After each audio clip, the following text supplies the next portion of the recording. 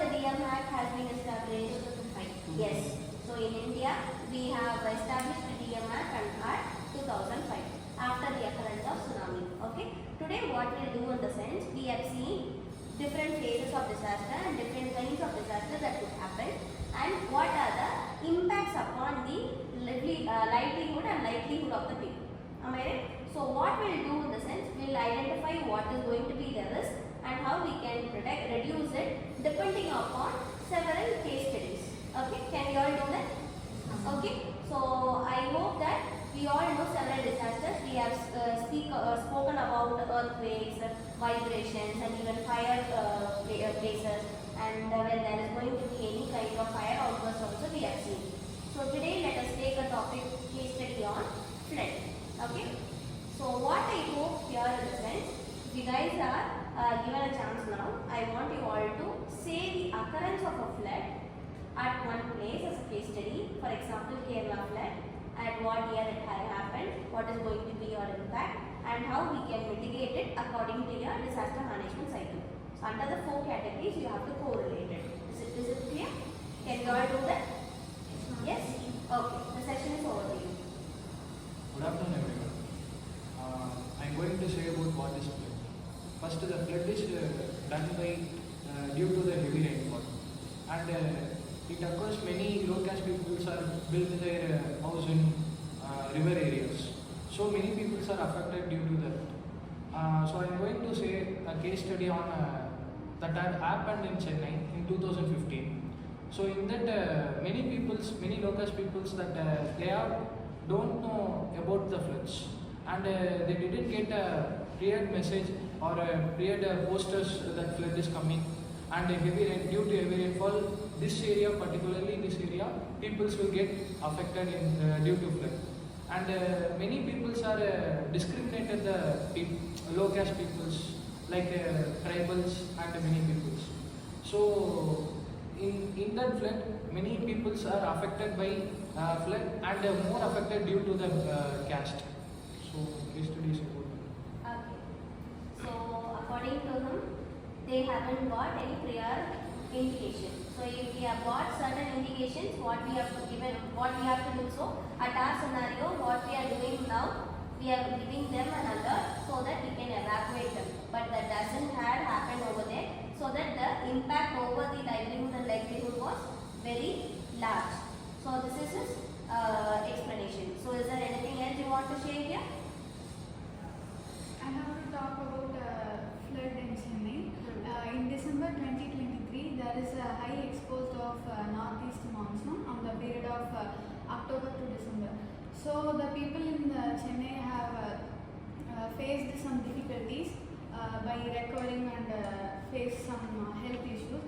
So firstly, they have prepared by giving an alert and warning to the peoples to say about we have to prepare for the flood recovery. Then the recovery teams like police and GCC and TN5S are recovering the peoples from the flood and save their lives, and they have implement some camps to protect their livelihoods and safeguard their lives. Okay, very good. So at first scenario, what we have seen is there was not proper arrangement. Okay, but at the second scenario, under our disaster management act, what we have done is we have given them specific alertness and we have made them to prepare, and the response has been done with the help of the crew who is going to help us, and then the recovery time has also been taken care of.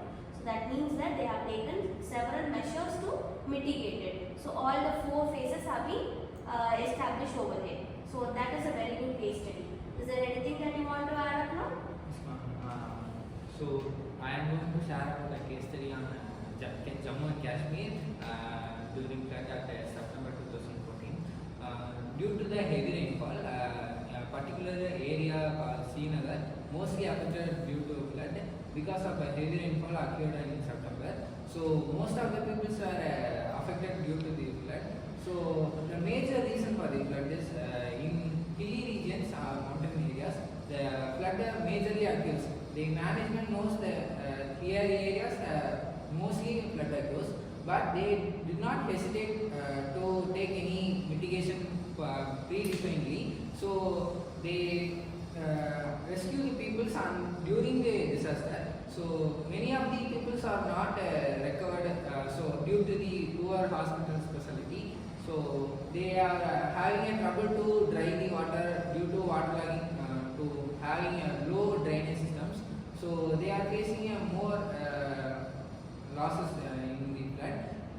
After the flood, the rescue teams were helped the maximum number of people due to some cautions. So some number of people were causes severe issues. So the management wants to take care precautions before the flood occurs, because the most flood affected regions are hilly regions, mostly Kashmir. So that's its main case. So what happened there in the sense they were not a best rescue group, because within time period the response of the people, those who are involved over there, were very less and they couldn't act promptly. So there were more number of impacts over them. So that means that as we explained, that is the most prone area. What we have to do in the sense, we have to deploy most of the battalions over there so that we can rescue them very keenly. So that is a very good impact over that case study. Okay, what else? Hi everyone. Now I'm going to tell about the 2018 Kerala Flood Act. Kerala received heavy rainfall due to the monsoon season. It is a heavy rainfall more than the normal rainfall. Some of the bridges and infrastructures and many houses were mostly damaged, and about 283 people were died in that incident, and 10 lakh above people were get more injured in this incident. And hilly areas, landslide are in the area of especially Wayanad are get affected, and livelihood were mostly affected. Most of the volunteers like NDRF and Army Navy rescues from the peoples, about 10 lakh people were rescued from the volunteers. And this flood taught us the prior preparedness, and the proper government has taught us the proper dam management and the infrastructure being strong. Yes. Yes, very good. So here what we have seen in the sense, the disaster management agencies are under several teams, right? So as we see now, at the most of the areas where the SDMA is not very strong, the impact is very bad, right? So at our place, what happened in the sense, we have a very good rescue crew, and the SDMA takes place in a very prompt area, so that the preparedness was good, so that we can recover from that impact very soon. But what happened at the Jammu and Kashmir and Kerala is no prior preparedness and the mitigation principles are taken care of. So because of that, what happened, the impact was very bad.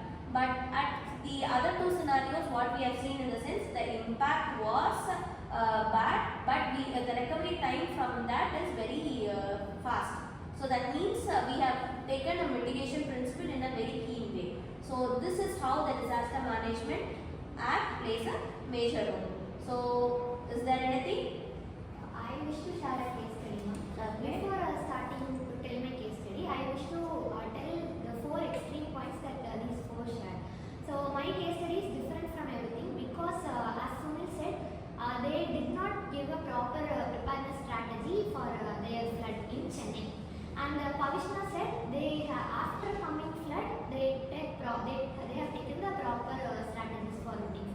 And Arigaran, his case study was about they already know flood is going to come, but they did not take any measures. That is government's issue. And Abhi said they know flood is going to come. They took the preparedness plan and they came and rescued everyone, and everything was over. So all these were things that everything happened. But now I'm going to tell about Kerala 2015 case study.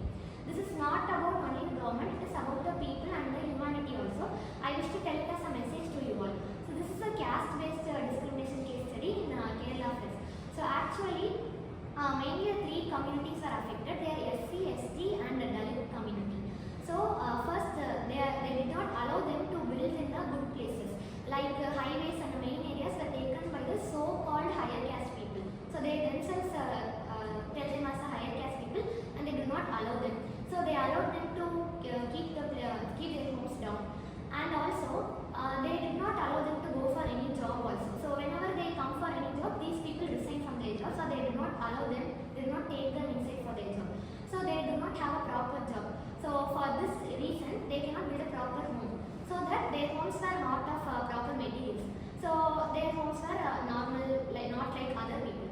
So when the flood came, their homes were easily vanished away. But the higher caste people's was good. So after the flood also, the people did not think about humanity. They said there are camps, and the so-called higher caste people said that SC, ST Dalits have to take separate places for them. So we won't allow them inside. If they are coming inside, then we won't allow this side. And they did not give them proper sanitary things. They did not give them proper restroom facility and things like that. Even after they faced a lot of issues, the caste was still very important thing for them, and also the government supported them in this, and the government started to discriminate the people. So in this case study, as a conclusion, the people who were being told as low caste people by the others were totally affected, and many lost their lives. Women and the older age people who cannot able to walk, anyone cannot be rescued. Only the higher caste people was fixed by the government were rescued from this. From this we have to understand that everyone are people and we should not discriminate them according to the caste. This is a very important thing that we have to learn. Okay. So at the 4 cases, as she said, we haven't included the differentiation between anyone else, right? But in the last case study, which she said that it included the discrimination between all the people, right? So what happened in the sense, even though they were very keen in recovering and responding to the way very sooner, but the impact was more for the certain people and the impact was less for the some other peoples. That means that the community-based different discrimination has happened over there. So obviously the impact will be deferred when compared to the other areas. So what we have to do in this sense, so under Disaster Management Act, everything comes under only 4 categories. So everything has to be taken care of under all 4 categories, so that the mitigation and the prevention and the preparedness will be very keen. Is it clear now? So today, as the continuation of the previous class, we have seen about the case studies that will involve all the 4 categories under disaster management cycle, along with the case studies on several floods. So what I say here in the sense, if we are very keen in providing certain hand or joining with the NGOs under SDMA or NDRMA, wherever it is, we have to do whatever it is necessary so that the impact of the people over the people will be very less, and the recovery time will also be very less. Is it clear now? Yes? So this is what I have prepared for today's class. See you at the next